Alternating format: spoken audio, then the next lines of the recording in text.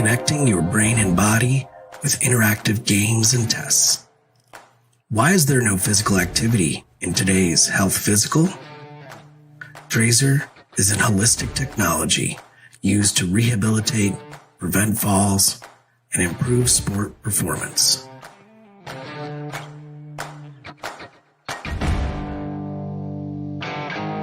Trazer reports provide you, your clinician, your physical therapist, or athletic trainer objective data to make decisions on your health and performance over time. Measure what matters to change your game. Take the Trazer Challenge. Confidence, growth, connected by Trazer.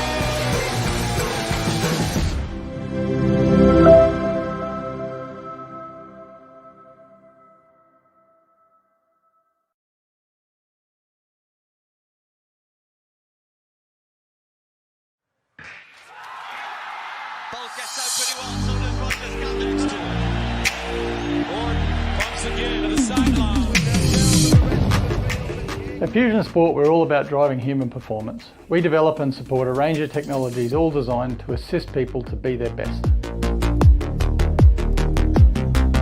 Smarterbase is used by hundreds of elite sporting organisations across the globe, and more recently has been used by the military and performing arts as well. Our Smarterbase technology has at the heart of it an integrated and connected philosophy. What's different about Smarterbase is that it's truly flexible and self-engineerable. That really puts the power into our customers' hands, and it allows them to use it in unique ways that perhaps we haven't even thought of. Between ourselves and the rest of the field, but here comes Jimmy Stone.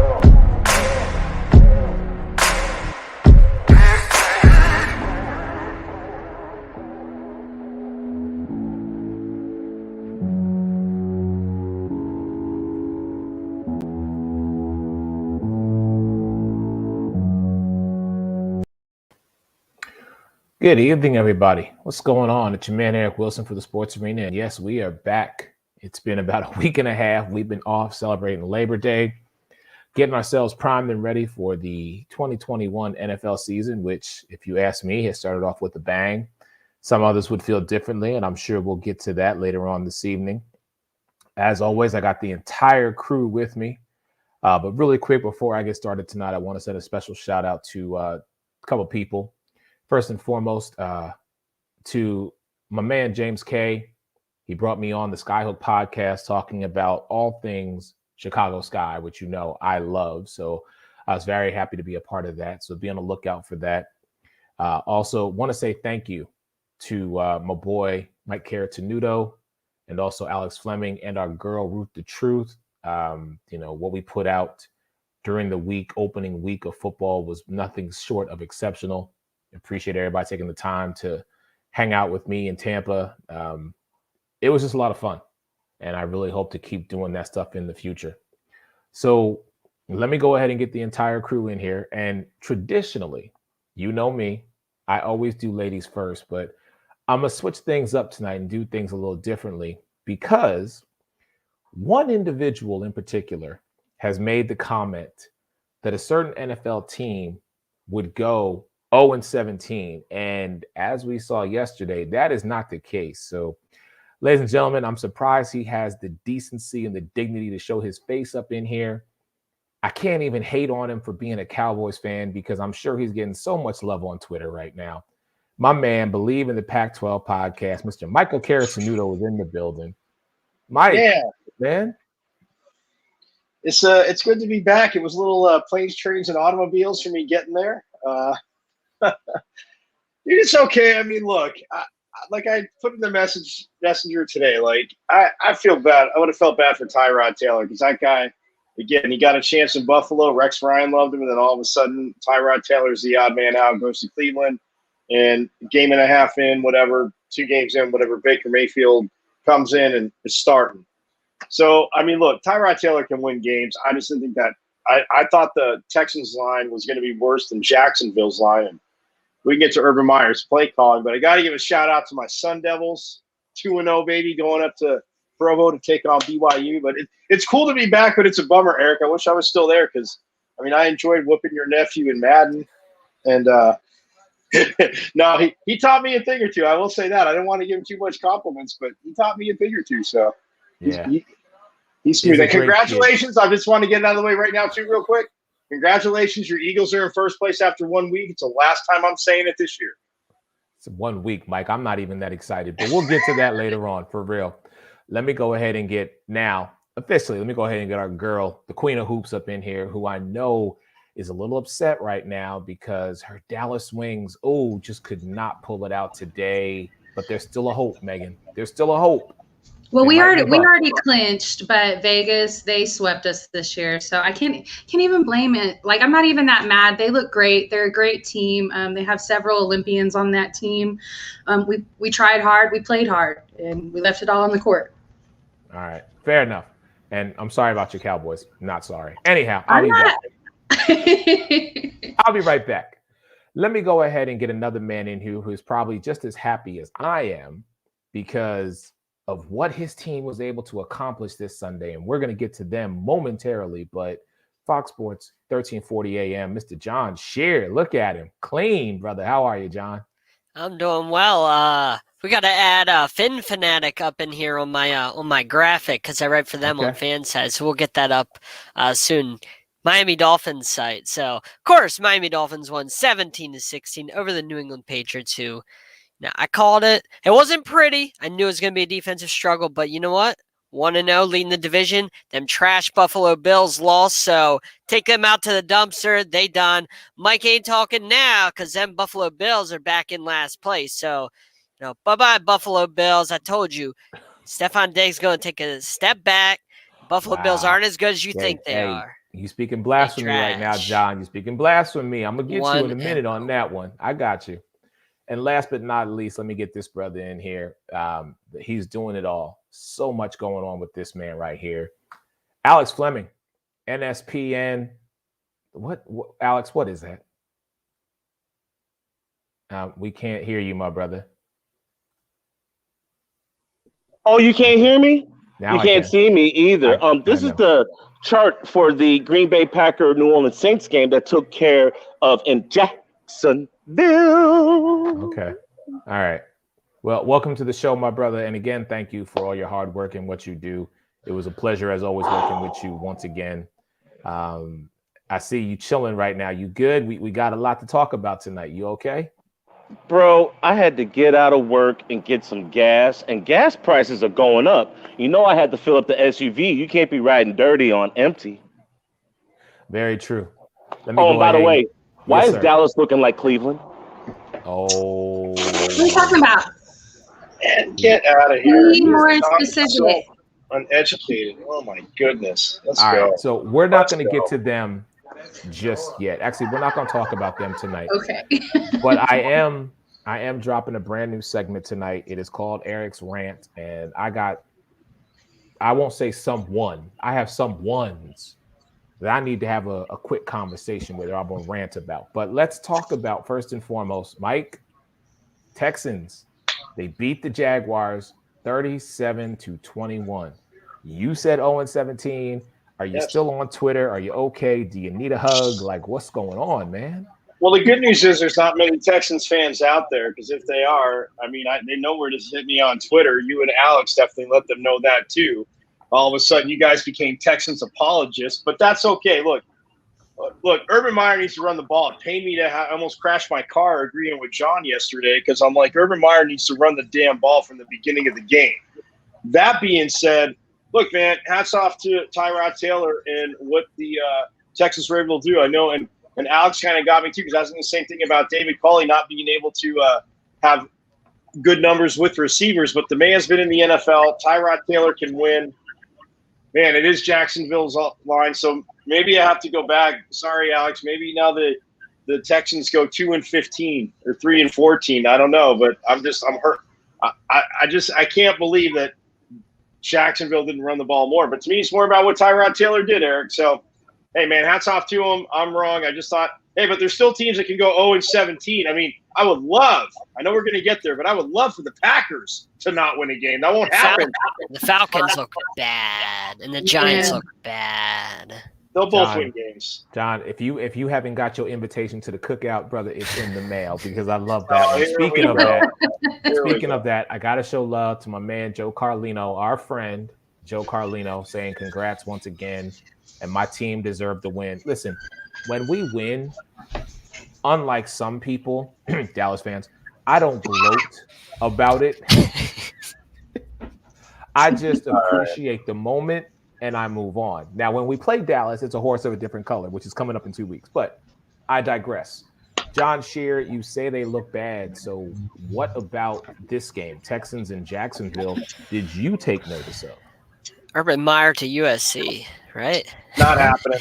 Won't happen. By week 2. I mean, I told you guys in preseason, I didn't predict this win by the Texans, but I told you guys in preseason, the Jaguars were the number 1 pick in the draft for a reason. Yeah, they tanked, but they were a bad roster, and they didn't do much improving. So just adding Trevor Lawrence and adding a coach that's never been in the NFL isn't going to do much to one of the worst rosters in the NFL. I tried telling you guys about the Jaguars, and I tried telling you about Urban Meyer. I don't believe in this team. They don't got much of a line. I don't believe in Urban Meyer. The weapons are all right. Trevor Lawrence is going to have to learn. He's never lost a regular season game. Now he has. Hopefully this can kind of it's a learning experience for him because he needs to be humbled. I looked at him in the draft and I said, he has all the talent in the world, but at the same time, he doesn't know how to lose. He knows how to win, but he doesn't know how to lose. So hopefully he can take this and learn from it. Still don't believe in Urban Meyer. They're going to be one of the worst teams in the NFL. Not 7 wins, Alex Fleming. I don't know where you got 7 wins, but maybe you were high or something. Not sure. But 7 wins Alex ain't coming out of them. With the 7 wins, ain't coming out of them Jaguars. Alex Fleming, this is a team that you cover, sir. So I need to hear from you and get your inside analysis on the game. When Travis Etienne went down, I was under the assumption that James Robinson was the man in the backfield, that he didn't have any competition in the backfield, and that he was going to get fed. As nicely as I can put this, because I cover them, how in the hell did Carlos Hyde outsnap James Robinson? Now, look, when you begin the game and you're backed up and your quarterback looks shell-shocked because he's been the first time in an NFL game in an NFL stadium against an NFL defense, what's a quarterback's best friend? A running game. Why are you not running the football for the first, second, third, and maybe even fourth plays of the game? You're putting LaVisca Chenault, DJ Shark, and your quarterback in bad positions when you have your running back blocking instead of running. And then you got the audacity to not run James Robinson with more snaps. Carlos Hyde gets more snaps than your undrafted rookie free agent who ran for 1,000 yards last year. Defense was bend but don't break, but made careless decisions and got tired because they were on the field too damn long. And by the time Trevor Lawrence got comfortable, hey, it's too late. You're already down by 16. Denver's coming into town, and they run the football. Ask Melvin Gordon. If this coaching staff realigns, rethinks, recalibrates, James Robinson should get about 25 touches on Sunday. I'm going to stay optimistic, but James Robinson is your starting running back. I'll leave that at that. Okay, fair enough. Megan, I definitely want to ask you, when I look at this game, again, Urban Meyer, first-year head coach. Trevor Lawrence, number 1 draft pick. I have to ask the question, playing devil's advocate, Was this just simply a matter of nerves? Because as Alex just alluded to, as the game went on, Trevor did seem more comfortable in the pocket. Absolutely. It probably was a case of nerves, but I think it ultimately boils down to coaching. Like we've all said, why weren't they running the ball? You have a great running back in James Robinson. He was on my fantasy team last year. Alex put me up on him actually, and was part of the reason that I did pretty well. So why wouldn't you run the ball when you have that consistency within him? And I think that boils down to coaching. We have the same problem in Dallas. We don't run the ball. We had a great running back at one point in time, and we don't utilize him. So if Urban is not going to utilize his running back, they're not going to have very many wins this year. Now, we knew the roster was bad, but they had a semi-experienced quarterback in Minshew, and I really like Minshew. I didn't like how they did him last year, and I called it. I said he was going to be out because of the way that they treated him. Sure enough, he ended up being traded. And, when you're a number one draft pick, the bust factor is just massive. There's so many number one draft picks that don't do well. So that type of pressure, and especially in your first game with a coach who is also coaching their first game, professional game, there's just a ton of pressure. So I would say yes, nerves. They will manage to win a few games this year. Maybe not more than 4 or 5, though. Okay, and that's fair. I think that's a fair assessment. Alex, who covers the team, sees things a little bit differently, which is why he said 7. And the rest of us were somewhere in that mix. But, can we talk about the Texans for a moment? Because for a team who we all thought was going to get maybe 3 wins total, has already, in a lot of our estimations, completed 33% of what we anticipated them to have. So what does this say about the Houston Texans? As dysfunctional as they may seem off the field, they were able to get it done against an AFC South divisional opponent. Mike? Yeah, I mean, look, one win can catapult your season in the NFL. We always say the NFL it's tough to win, but how's it even tougher to win with no confidence? Stuff we've picked on other teams before in the past, Eric. The Lions, Alex's new favorite team, the Cleveland Browns, who of course couldn't hold on yesterday. I know he's not sad about that, but that being said, it's one of those things where one win can catapult them. Now, look, if the defense of the Titans plays like that, look, the Texans don't have anybody on their defense like Chandler Jones. But that being said, like you get one win, and it just changes everybody's attitude. They get 2-3. Say they're 3-5, 3-6 by the halfway point of the season. 4-5, something like that, just hanging around. That's huge because guys are going to leave and get contracts. Maybe you get some guys to come in. Maybe they finally trade Deshaun Watson. But if you're the Texans, yeah, you have it's only 1 week. You better not be satisfied. But the way the Colts laid down or got beat, I won't say laid down, got beat yesterday, which surprised me a little bit. But it's one win can change the whole season. Now, can they be consistent? I know that's what you're asking. Possibly. If Tyrod Taylor stays healthy, why not, right? Yeah, I know. And just looking at what we predicted right now, Alex and Ty are correct in their assumption of what Houston will do at 1-16, which means if they win another game, then it's just going to be Megan and John. And if they win 2 more games, I was the only person to say they would win 3 games. So if they win more than 3 games, we were all wrong when it comes to the Houston Texans. More on that at a later time. I want to transition because I have to do my man John Shear a solid right now. Because Alex Fleming, first off, I have to give you credit because when Mike and I and you were together and we gave our week 1 predictions, you changed my mind because I originally was going to pick New England because it's Bill Belichick, it's Gillette Stadium, it's the home opener, and it's September. I thought even with the release of Cam and the insertion of Mac Jones, I thought that this team was going to be formidable. Now, granted, it was only a 1-point difference. But at the end of the day, Miami, going into Gillette, the home opener, and beating their AFC East divisional rival. John Shear, Alex Fleming, I'm going to turn this over to the 2 of you because, John, this is your team. And Alex, you called it, sir. After you, John. Yeah, so this was hard for the Dolphins. We all knew it was going to be a defensive battle. We know the Patriots got a lot of players back from opting out. We know that the Dolphins pride themselves on defense. Flores and Belichick know each other extremely well, so we knew it was going to be a defensive battle. But Bill Belichick had the entire offseason to plan for this game. You don't have the entire offseason to plan for a game. You have week to week, but Bill Belichick had the entire offseason for week one. And if you give Bill Belichick an entire offseason, you're gonna struggle against his type of defense when he gets his guys back. So I expected this type of game, a very low scoring game. I expected the Dolphins to win because you can't lose a game to Mac Jones, a rookie who's never played in the NFL. It's a game you have to win if you're Miami and you consider yourself a serious contender. And so they went in there, did what they had to do. It wasn't pretty, but in the NFL, it never really is. So I'm proud of the team. There's a lot they got to clean up.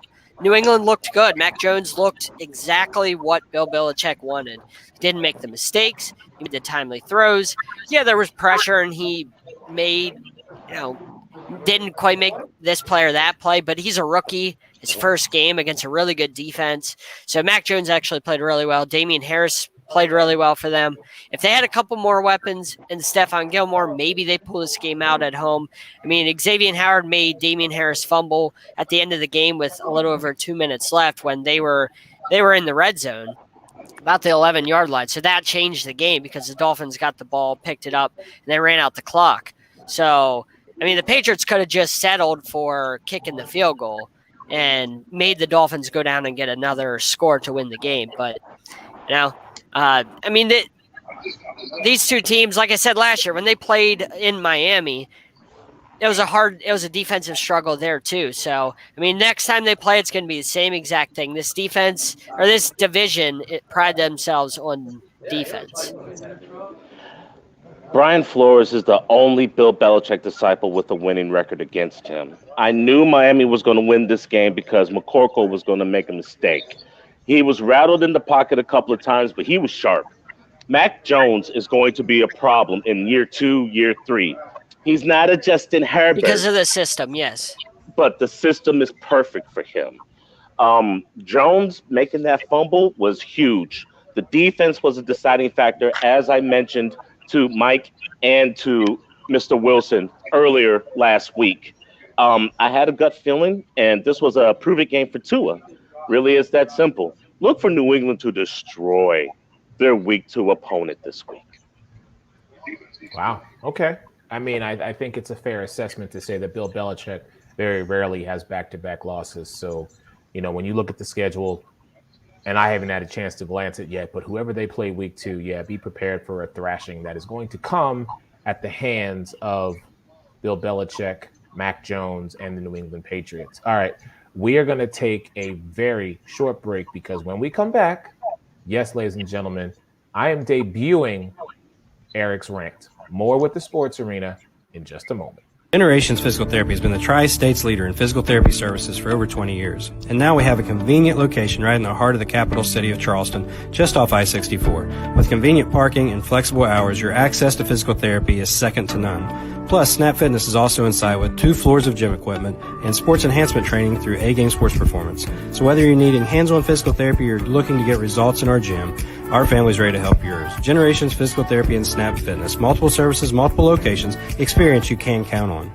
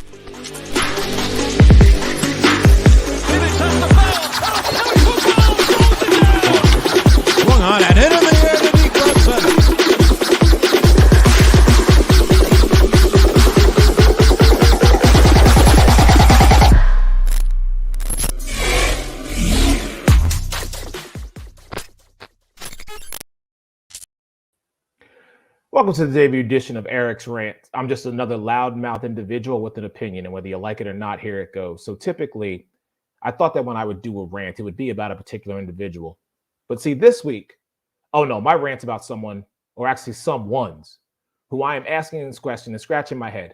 How in the world, Minnesota, did you let the Cincinnati Bengals beat you in overtime? Please, somebody answer me that question, because that's what I want to know. Now, listen, I take nothing away from any of the 32 NFL teams that exist, but the Cincinnati Bengals, first off, Joe Burrows barely played, he played 3/4 of the season last year. He comes back and looks like a world beater. Jamar Chase, a guy who didn't catch a single pass in preseason. Granted, 5 for 7, 101 yards, but this is the Minnesota Vikings. You have Dalvin Cook. You have Adam Thielen. You have Justin Jefferson. Oh, and by the way, you have Kirk Cousins. What the hell did you guys think was going to happen? What, do you think Cincinnati was just going to lay down for you? Do you think you're just going to be able to walk in and do whatever you wanted to do? It's the first week in the NFL, and you couldn't get the job done. And then people have the audacity to sit there and ask me why I don't like Kirk Cousins. But you know what? Aside from that, Mike Zimmer, what were you doing? Oh my God. How long have you been a head coach? You really couldn't figure out Cincinnati's defense? If this was any other team in the NFL outside of Alex's Cleveland Browns, I might say to myself, well, you know what? It was a good game. They fought hard. No, you couldn't beat Cincinnati. You had to go to overtime and you couldn't get the job done. This is the exact reason why I don't like Kirk Cousins. More importantly, Dalvin Cook, Justin Jefferson, Adam Thielen, after this year, get the hell out of Minnesota, because as long as him and Zimmer are there, you guys won't be getting a chip. You might be purple and gold, but keep messing around, you're going to see more purple and you're going to see less gold.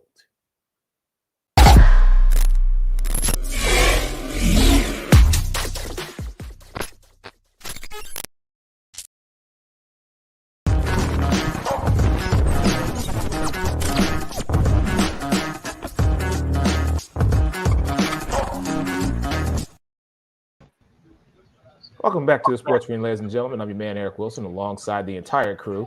Megan Price, Fox Sports, 1340 AM, Celtic Cardiac Kane, Mr. John Shear, Megan Price, bravo. The Sip Off, Mike Caratenuto, Believe in the Pac-12, with the beautiful Sports Arena polo, and of course, my man, Alex Fleming, Florida Sun at NSP. So, you okay, bro? Thank you bravo. For letting me get that out the way. Hey, Eric, all I got to say, though, is that pass, the touchdown pass from Cousins to Thielen, your best friend Cousins laced that right to his hands on the numbers, and Thielen went in. But that was a laser. Laser, exactly. Alex, all I can say is this. I meant to give Eric a hard time. It's fun teasing him about Kirk Cousins while they're in Florida. But October 31st on Halloween, I know Eric's going to be vomiting because the Cowboys are going to trash the Vikings. I will. I can't. It's one of those things where I want both teams to lose. I just don't know what's going to happen. But let's move on. I had to get that out the way. Thank you very much. So let's talk about Matthew Stafford, and his new look. Alex Fleming. Here's what I want to ask you, sir. Yes, sir. I have called Matthew Stafford overrated for years while he was a part of the Detroit Lions. He got a fresh new start, and he showed it last night against Khalil Mack, Roquan Smith, and the Chicago Bears. Sir, give me what you think this means for Stafford and the Rams this season based off of what you saw him do last night. You owe Matthew Stafford an apology. He was stuck in the hellhole known as Detroit. Didn't really back up their players with weapons, offensive line, and a defense. You never got the three. You don't get the trilogy. You get one, you might get two. You'll never get three. The Rams are the total package like Lex Luger. You have a running game in Darrell Henderson and backup to Sony Michel. You have the wide receivers that I have to say is probably the third best in the league behind Tampa and Dallas. Cooper Kupp put on a show last night. Robert Woods, being the PPR monster he is, Tutu Atwell made an appearance. And there's this guy named Deshawn Jackson. Man, he's doing better in LA than he ever did in Philly. But it's the early in the season. It's early. I'm sorry. He was able to utilize the tight end, and his defense was bend but don't break. Now imagine that a team that actually plays special teams, can play defense, has wide receivers, and offensive players that listen. Oh, and a coach that happens to be the youngest coach in the NFL, and a bright young mind, unlike Matt Nagy's. Stafford is in the best position that he can be, and that's why I picked them to go against the Tampa Bay Bucks in the NFC Championship game, because they have the complete tools. Wow. All right. Megan, let me go to you.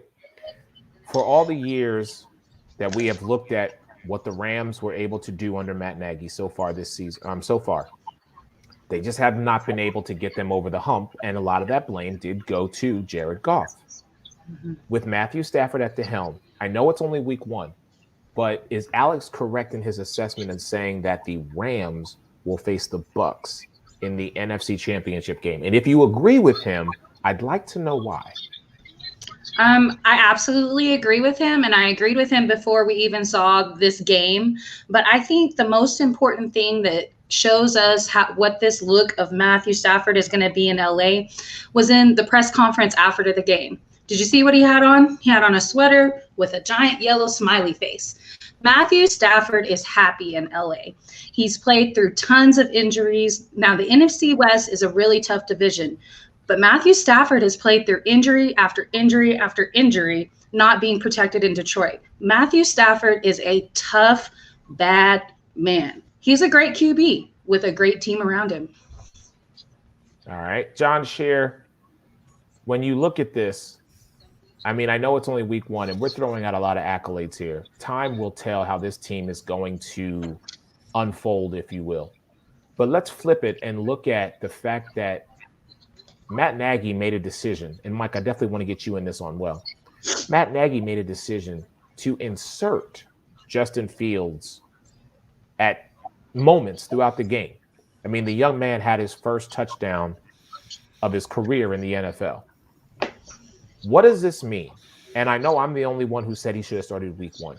Do we anticipate seeing Justin Fields get more time next week? I mean, they're playing, I believe, the Bengals. So it'd be a great opportunity, home opener. So it would be a great opportunity to do it. But Matt Nagy is stuck in his ways. We might see the packages like we saw against the Rams, but he's not going to start. Matt Nagy is set in his ways that Andy Dalton's going to be the guy. He's going to be starting. Justin Fields is going to get time with packages, but he's not starting. For some reason, don't know why, but this team is not very good. If we look at the Rams have a lot to clean up still, a lot to prove. It was a great win by them, but they beat a team that's not very good. And if Justin Fields gets thrown out there, I mean, great. We all want to see what he can do. But at the same time, this roster is not the best. That's why I have them at 6 wins, like I'd been saying. It's not the best roster. The defense is kind of getting older. The offensive line is terrible. They don't got a lot of weapons outside of Allen Robinson, David Montgomery. So if you throw them out there, you're really just trying to see what you got. But like I've been saying, Matt Nagy's just going to use waiting to start him until the season's over and then throw him in to try and save his job for next year. Well, I mean, yeah, I'm with Alex. You do owe Matthew Stafford an apology because for years I've said to you, any dude that's going to have any kind of bruised ribs, cracked ribs, whatever, messed up knee, and go out there for the Lions and play and win games, that's one thing he has done, Eric. And yeah, 5,000-yard pass, you can say, oh, well, the Lions were behind. Yeah, but he still had to complete those passes. He threaded a lot. So, look, he said coming out of college, he said all the right things. Who wouldn't want to go to Detroit and play with Calvin Johnson, which, again, obviously helped him out a lot. But look, I mean, as for NFC Championship, you know me, Eric. Talk to me week 10 or 11 because week 1, but the way they looked, no, none of us picked the Bears. With Matt Nagy being set in his ways, we talked about that. I didn't think Fields should start. It's good that he got his feet wet. I mean, Trey Lance did the same thing with the Niners. But like Megan said, man, look, the Cardinals in a lot of Nationals people's eyes were the question mark is for the division. When we made our picks, I said Seattle because of the offensive line. Look, Russ made plays yesterday. That offensive line held up somehow against the Colts defense for most of the game. So, look, if they can do that, fine. But when they get into division play, I mean, it's just it's crazy. So the Rams to me still are the favorite. Matthew Stafford is the key to that. I mean, the way he chucked the ball downfield, healthy and you protection, and like Alex said, I mean, everybody said this, but you give him a defense now that, again, even in the secondary with Jalen Ramsey, a corner that actually, Eric, I wanted in Dallas because even in college he didn't make business decisions. He came up and he tackled and he hit people. He rolled off blocks. So look, I mean, they are the favorite in the West, and it's going to stay that way. But all I got to say is this, Eric. Everybody wants to rip on our division. All the division games in the NFC West, I have to say, should be the most watched games of the year in the NFL because they're just going to be absolutely amazing. No, you're right. And let me go on record right now. September 13th, 2021, 10:36 p.m. Matthew Stafford, I called you overrated. I called you mediocre. I called you a bunch of names that I can't say on the sports arena. I apologize. I was wrong. It was not you. It was, in fact, the city that you were in. And I hope that you can find it in your heart to forgive me. Can you say that louder for the people in the back? No. Can I add something about the Rams? Please, Can I add John. something about the Rams? All right, so I still don't believe in their running game. I mean, I know Alex said about Sony Michel. Sony Michel hasn't been a great back in the NFL. He's been okay. So we still got to see the run game. Their line isn't great.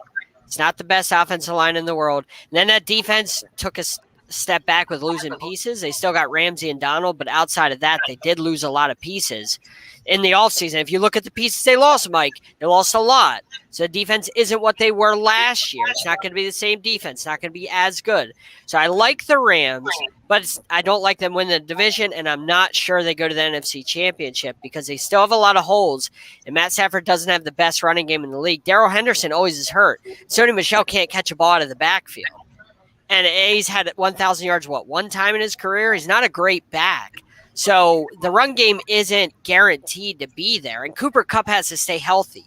He's often injured. I love Cooper Kupp, but he's got to stay healthy. So there's a lot of question marks about the Rams.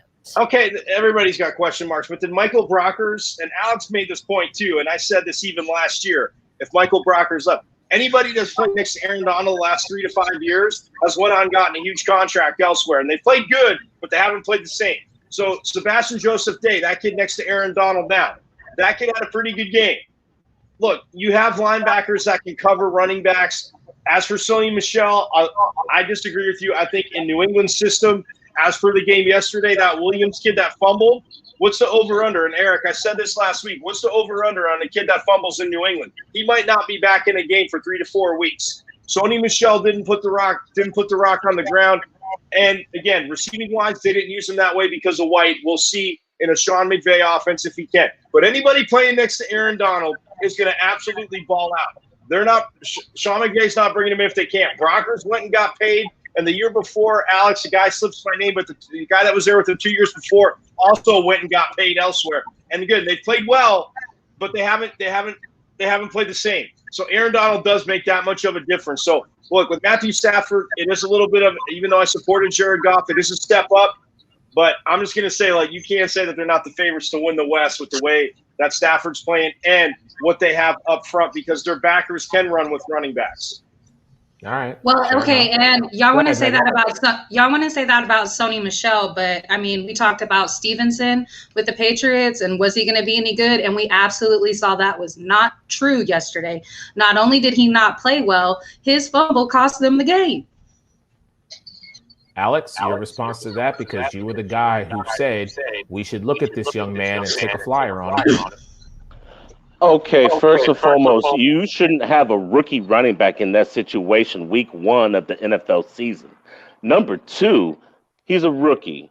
He was going to fumble because an experienced veteran, high-paid corner made that happen to save the win for his team. Let me stop you right there. Stevenson was not the one that fumbled that cost him the game. Stevenson fumbled early in the game. The Dolphins got the ball back and punted off of that turnover. So they did not score off of that. It was Damian Harris who fumbled the ball. You're right. He did fumble, and it was costly because penalties and fumbles cost the Patriots that game. Thanks to that fumble, we actually might see more Stevenson week 2 against the Jets. Well, Yeah, they Eric, both they play lost the one, Jets next so. week. So you just said that the Jets are going to get. We just said the Jets are going to get just blasted by the Patriots next week. I did. But I mean, only thing at my point was, if you're going to rag on Sony Michel, just know not everybody fits in Belichick's system that well. He might do well with the Rams. For those old enough to know, let's see how he looks with McVay's system. For those old enough to remember Tango and Cash, Jets are about to get FUBAR. Oh, cool. All right, let's move on. So I did my debut of Eric's rant on this topic, so I'm going to actually take myself out of the equation and speak to the four of you and say, really? That's what happened? But please, you four, talk about this. Well, Joe Burrow looked good. All I want to say real quick is Joe Burrow looked good. He did get sacked, 5 times yesterday? So that line, Alex, like we talked about, is – look, but he proved he could move. I'm surprised he played week 1, and I'm surprised that he was able to elude like he did. And I'm happy. All I'm going to say is it's the Vikings, so I guess I shouldn't be shocked. But I love how he walked into the press conference ripping the local media because, again, if you condition it, you better be able to take it when he said, I thought Jamar Chase just dropped everything. That was a shot fired at all the local media that was old and tired and had nothing else to write about and want to pick on a guy in preseason. Tag Mike. Hey, absolutely. Jamar Chase was the man and is the man, and that's the reason why he was the 5th pick. I still don't like the fact that they don't have an offensive line, but they had the lead the entire game. They never trailed. It was 21-7 at one point. Jamar Chase is the stud that I tried to tell everybody he was going to be. And their running game was nice. Mixon is a dog coming out of Oklahoma. And last but not least, this safety doesn't get a lot of the headway because you got the Tyrann Matthews and the Harrison Smiths.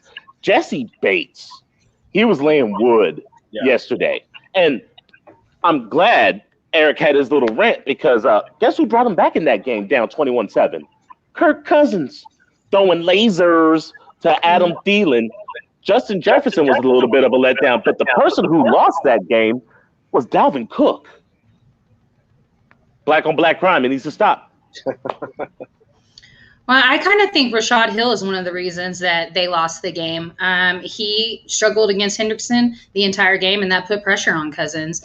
I don't think that this speaks to the Bengals being that much better. Of course, Jamar Chase is a dog. We expected him to be a dog, but you got to protect your QB. They should have drafted Penei Sewell, but I understand why they did it. There's chemistry between them. They're former teammates, him and his QB. So I understand it, but you want to protect your QB, especially when he's coming off the injury that he's coming off.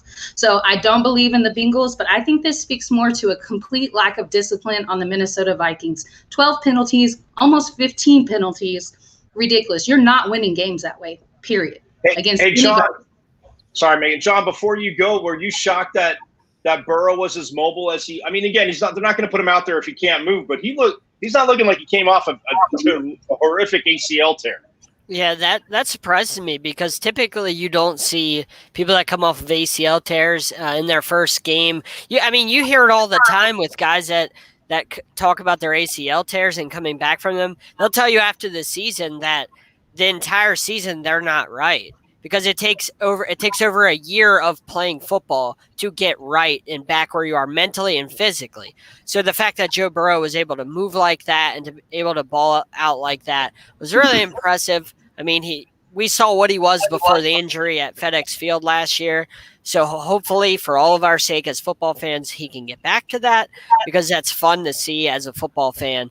But this speaks a lot to me about Mike Zimmer because I told you guys in the preseason that he's a guy, whenever I went on my long list of guys on the hot seat for coaches, he's one of the guys I had on there because this team has been underwhelming for years. They've had so much talent, but they haven't gotten over the hump. They haven't even gotten to the playoffs. Like they've been missing the playoffs. They've been underperforming. Mike Zimmer needs to go. I've been saying this.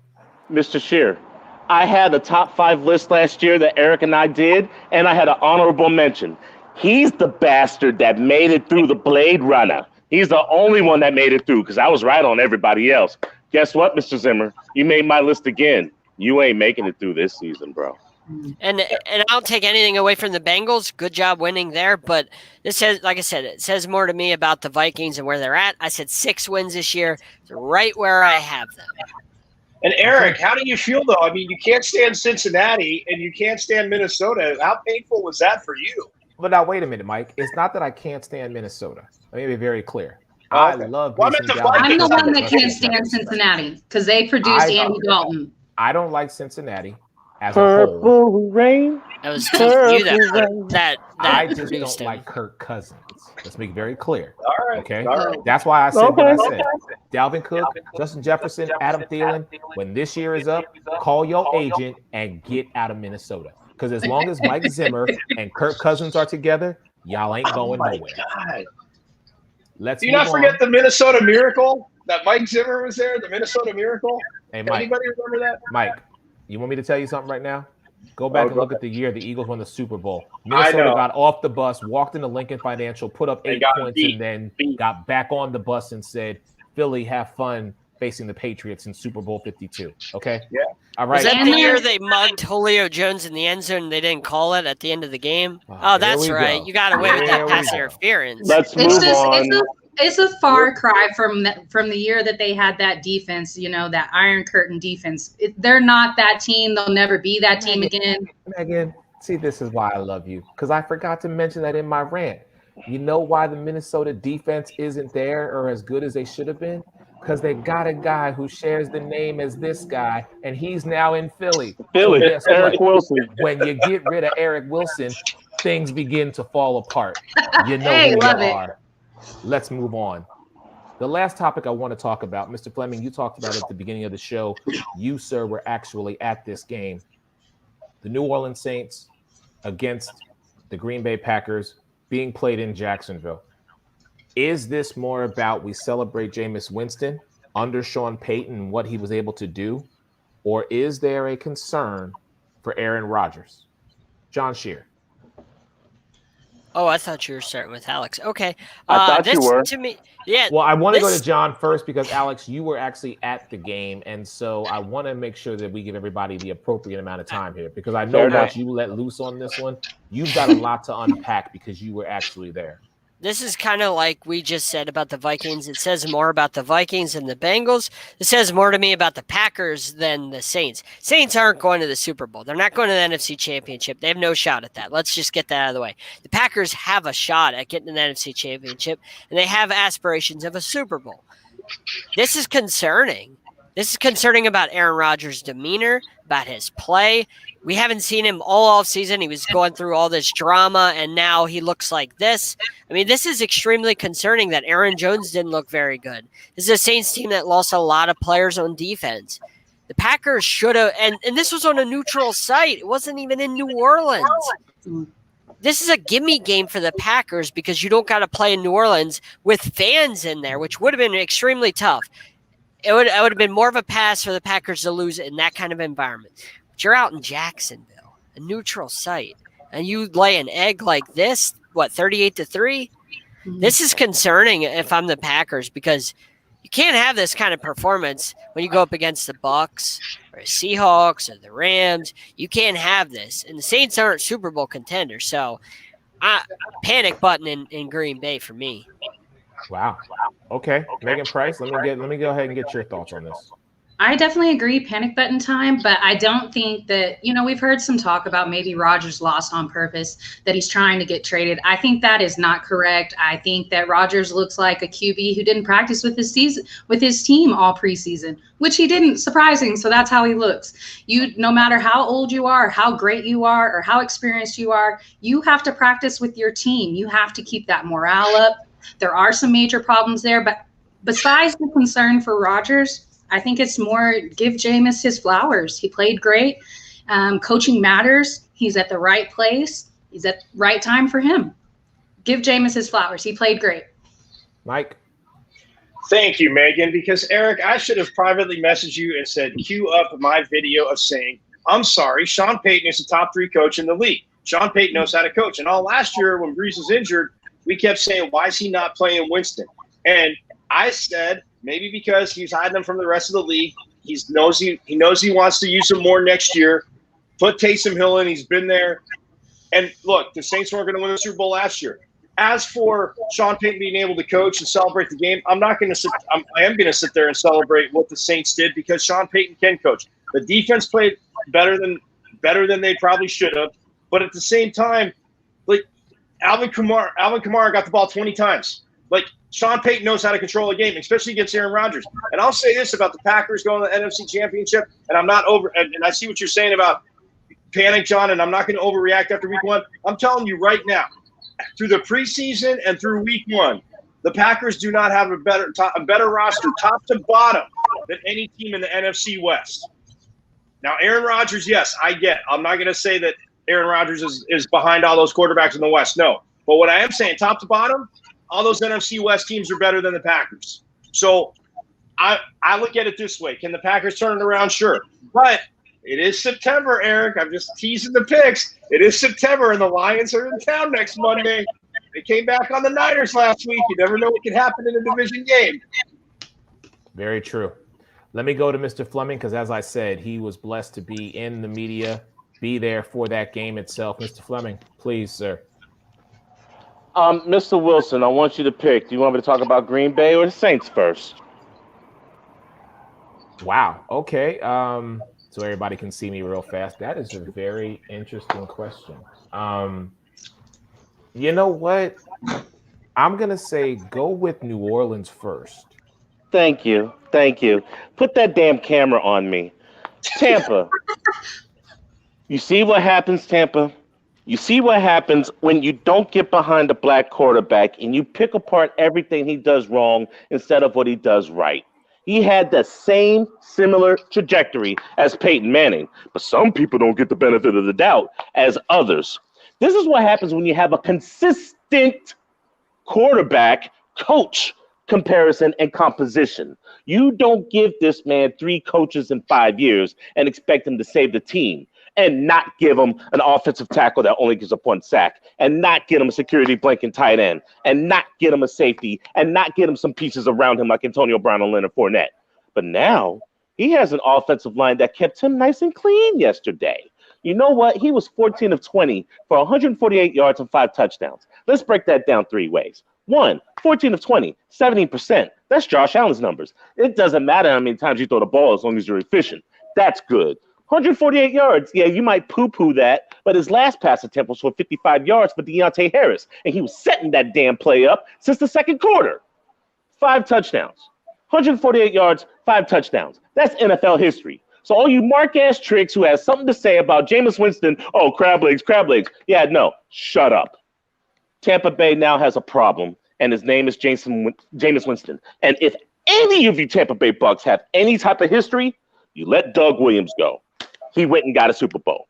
You let Steve Young go. He went and got a Super Bowl. I'm not saying the New Orleans Saints are Super Bowl contenders, but you're going to have to deal with this man. And this is not the Jameis Winston that you knew.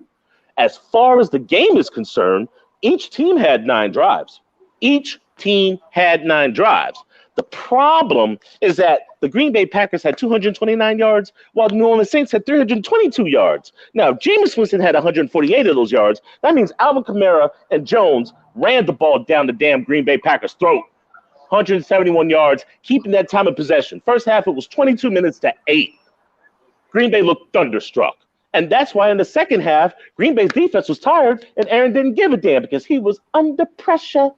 Davenport, Roach, Mingo, and Jordan put heat on his ass. And I'm not talking about his boyfriend. Beware the New Orleans Saints.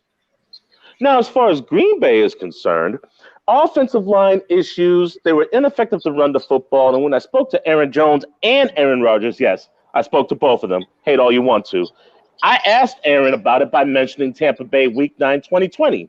They didn't run the ball a lot either. And they got smoked 38-3. When I asked him if lack of running game was one of the reasons why their offense got sabotaged, he said absolutely. Because the running game gives Devontae Adams the free will to make these corners look stupid. And if you know you're going to pass the ball, you could put a safety over the top and put a blanket on Devontae. One of the picks was he went to Devontae and he had a blanket on him. And the second the ball was picked off, they mushed him in the face. Get the hell out of here. We know you're the problem. We take away the problem. Run the damn football.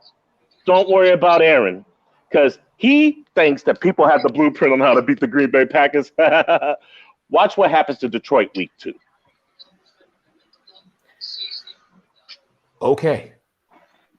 I don't know if there's anything else that needs to be said with regards to that, except thank y'all for coming out and God bless you. Give him the mic drop segment. I think we need to have a mic drop with Alex Fleming, because when he goes to games and drops knowledge like that, people, please understand, it's not coming from someone who is just watching TV. It's not coming from someone who's just writing a paper.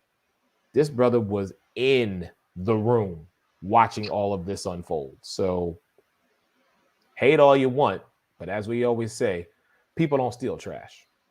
That being said, we're going to go ahead and wrap it up here tonight on the Sports Arena. Thank you to everybody for chiming in. Much love to everybody being with us here tonight. Of course, my man John Shear, Fox Sports, 1340 AM, and the Cardiac Cane.